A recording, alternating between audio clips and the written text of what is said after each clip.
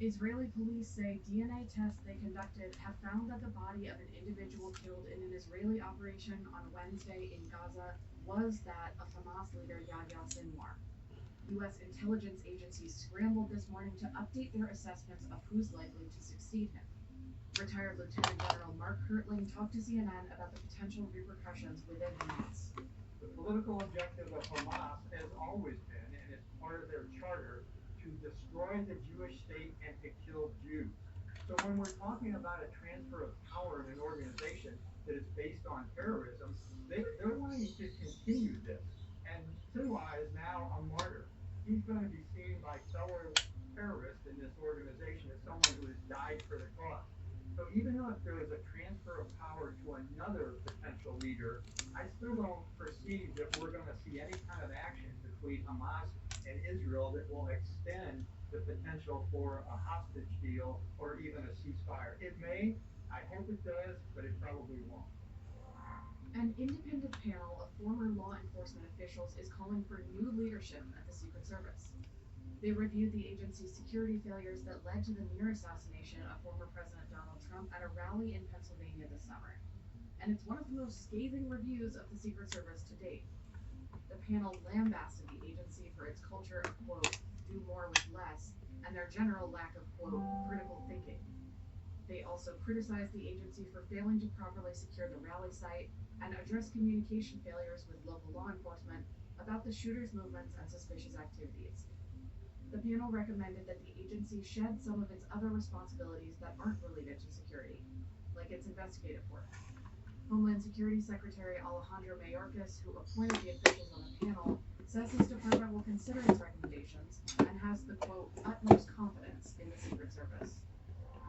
New reports filed this week with federal regulators show that some of the world's wealthiest people have donated tens of billions of dollars to support former President Donald Trump's re-election.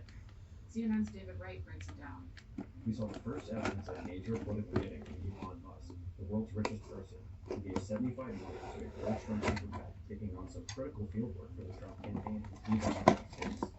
On top of that, Miriam Allison, the widow of the late casino mogul Sheldon Adelson, cut the biggest check we saw in the third quarter, giving $95 million to another pro-Trump outside group. A third major donor, Midwestern shipping magnate Dick Uihlein, gave nearly $50 million to another pro-Trump super PAC. And both of those groups are spending millions on battleground advertising.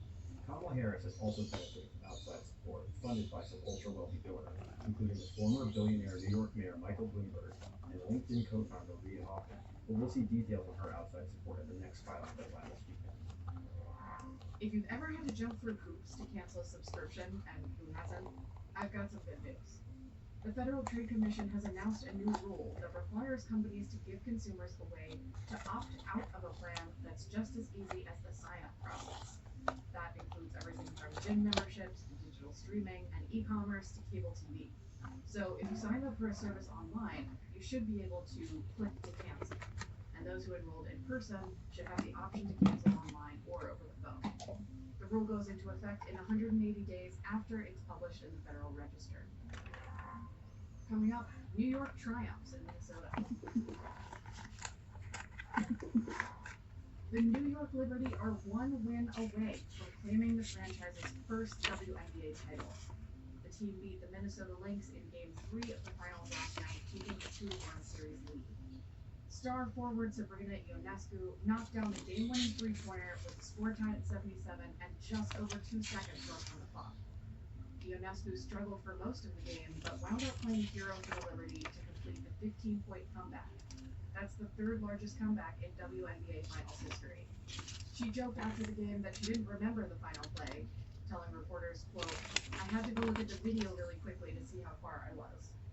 Game 4 is scheduled for tomorrow at 8 p.m. Eastern in Minneapolis. That's it for now. We'll be back at 6 p.m. Eastern.